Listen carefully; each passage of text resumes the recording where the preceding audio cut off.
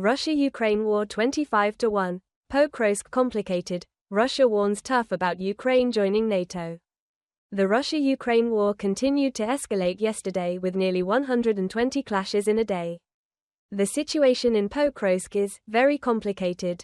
Ukrinform news agency quoted information from the General Staff of the Ukrainian Army that on January 24, there were 117 clashes, in which Russian forces mainly focused their attacks on the city of Pokrovsk, Donetsk province. According to the General Staff of the Ukrainian Army, the Ukrainian border settlements, including Velika Pisarivka, Herky, Pokrovka and Kucherivka, Sumy province, and Yanzhulivka, Chernihiv province, continued to suffer shelling from Russian territory. In Kharkiv Oblast, the city of Kupiansk witnessed 9 Russian attacks in the past day.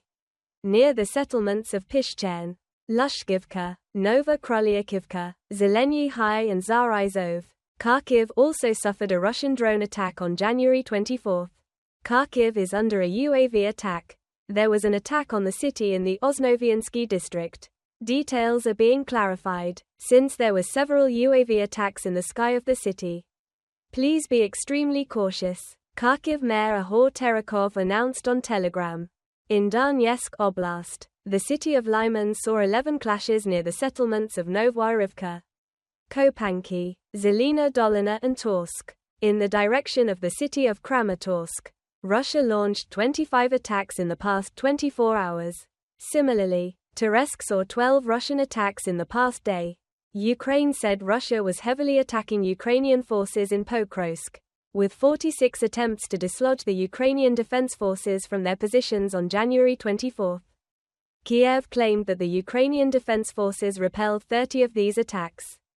Dmitro Zaporizhets, spokesman for the Luhansk Operational and Tactical Group, said the situation in Pokrovsk continued to be complicated as Russia used the tactic of advancing and reinforcing with small infantry groups.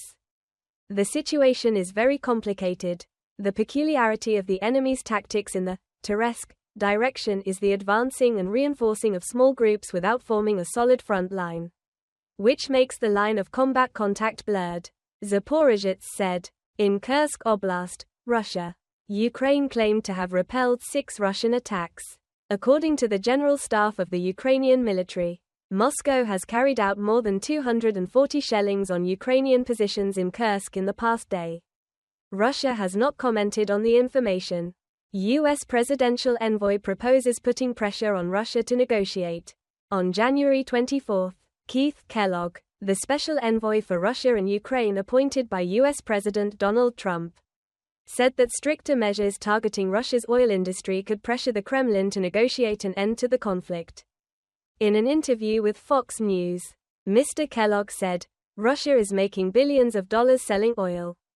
According to Mr. Kellogg, reducing Russia's oil revenue to $45 a barrel, equivalent to the break-even point, could weaken Moscow's financial resilience and force it to seek a peaceful solution. Russia has not commented on Mr. Kellogg's statement.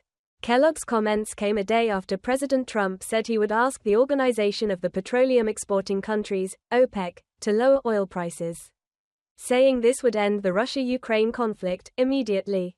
If the price goes down, the Russia-Ukraine war will end immediately. Now the price of oil is high enough for that war to continue.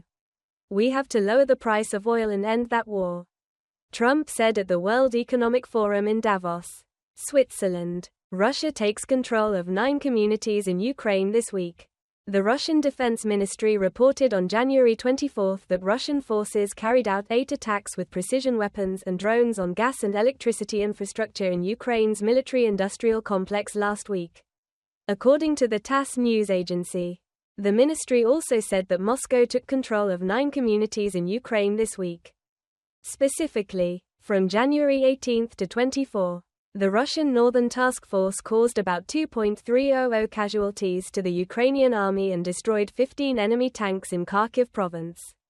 The group also continued to destroy Ukrainian armed formations in Kursk.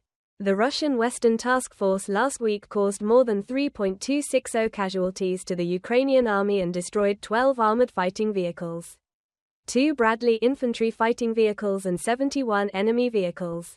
Last week, Units of the Southern Task Force improved the tactical positions, causing about 1.680 casualties to the Ukrainian army and destroying 13 enemy ammunition depots in the area under their responsibility.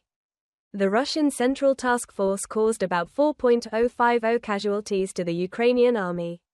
The losses inflicted by the Russian Central Task Force on Ukraine included 2 tanks, 28 armored fighting vehicles, 46 motor vehicles and 26 field artillery pieces.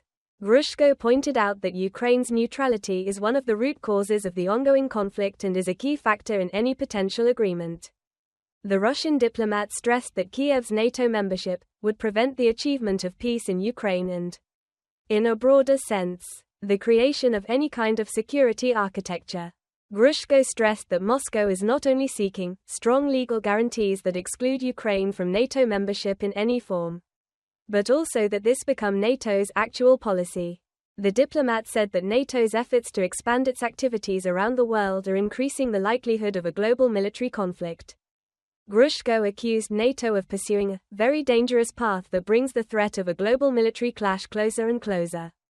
According to Mr. Grushko, Russia has enough technical and other means to ensure its security in any situation, including the Oreshnik hypersonic missile system, as well as nuclear forces and new technologies that continue to be added to the arsenal of the Russian armed forces.